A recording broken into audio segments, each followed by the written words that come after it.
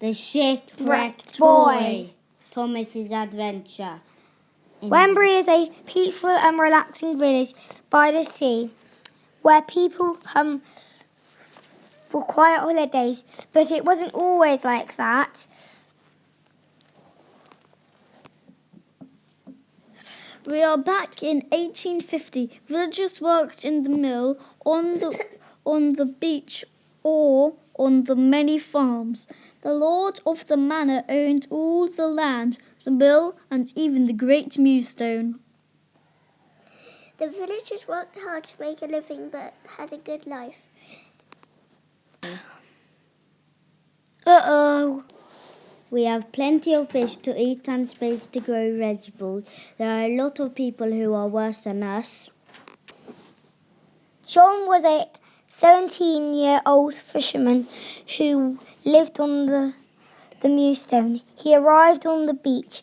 His boat looked beautiful as he just had polished it. He was just coming over to sell the fish at the crabs to eat. He set off along the beach to meet his granny for lunch. Oh, it's cold one today. I am ready for something warming to eat. Just then he spotted something unusual on the rock. What's that? It looks like a poor dead seal.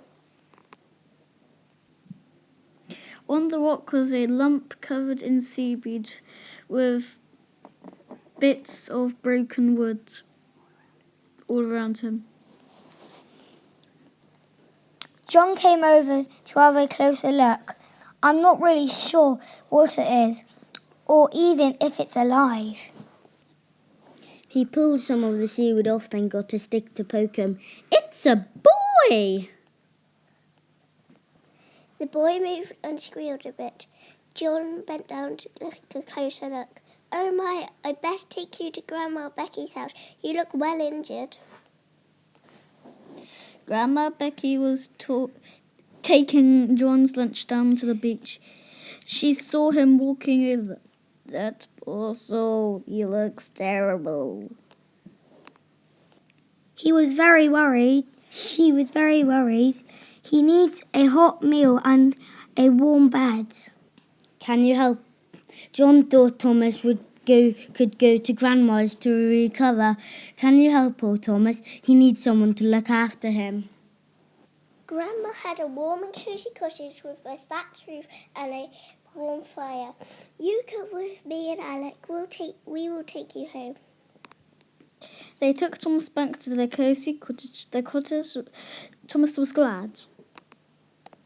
Granny said she would make Thomas some fish stew. Thomas was thrilled with relief that someone was looking after him. When Thomas walked into Grandma's house, he saw a warm fire. After something to eat, Granny helped Thomas upstairs. He slowly climbed into bed with the help of Gran. His bed was warm and the room was dark. Soon he fell asleep. In the morning, Thomas opened his eyes and thought what to do next. He decided to go to the beach to see his boat. He walked across the beach to his broken boat. He had come from Ireland with a hungry belly and landed here with a broken arm. What he wanted to do most was to see his family. Thomas was looking at his boat when he heard something. He looked up to see what it was.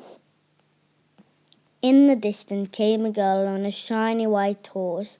The girl had on her best dress. She knew the Lord, her father, would not be happy about her being on the beach in her best clothes. The girl rode over to Thomas and got off her horse. Then the girl said to Thomas in a very brusque voice, "Are you okay? My name is Amy." Amy and Thomas got chatting and soon became friends. Thomas heard another horse thundering across the sand. He looked and saw a deep black carriage being pulled by two strong horses. Inside the carriage was the Lord the man and his two spiteful twins. The Lord stepped out of the carriage and looked at Amy in an angry way. The twins were fighting and slapping each other and teasing Amy and kicking her horse. It was a very angry atmosphere. The sea was roaring. Amy was scared because it was her dad. He asked, "What are you doing in your best dress, riding your horse and talking to a stranger?" The Lord asked Thomas what he was doing on his beach, talking to his daughter. John arrived just as the Lord was about to strike. "Thomas," he asked, "what on earth was going on?" John stood up to the Lord when he was mean to Thomas. He said, "Don't you dare talk to someone like that. In Wembury we talk to people nicely." He put his arm around Thomas protectively. He told the Lord, "We are good people in Wembury. We look after people who are shipwrecked. Now stop talking to my friend like that."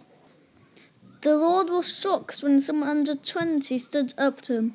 He said that it was very brave of John, and that Thomas was lucky to have a friend like that.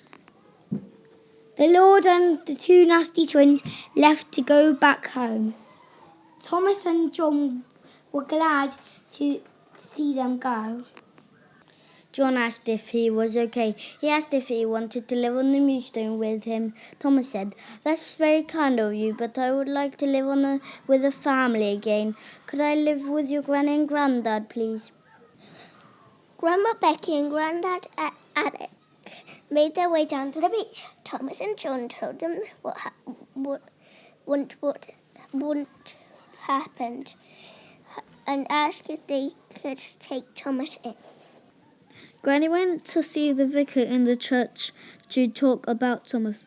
The vicar agreed it would be kind to let Thomas come and live with them after all he had been through. Granny and Grandad took Thomas back to their cottage. Thomas feels very happy that he is safe and has found a beautiful family and home in Wembury. They waved goodbye to John as he made his way. Thomas was happy that he could still be able to see John, as he was part of the family, and that he would be able to see his new friend Amy on the beach. John went back to his family, which now included Thomas. John began to row back across on his home on the Moonstone. His boat was very nice, not too fancy, not too dull. He continued making as a ferryman, taking people back to Wembury on to the Moonstone. If you want to visit the Moonstone at any time, we just wave a white hanky and at the beach and have tuppence ready. John will come to get you. The cast, the Storymakers of Swim Class at Wembury Primary School. The end. The end.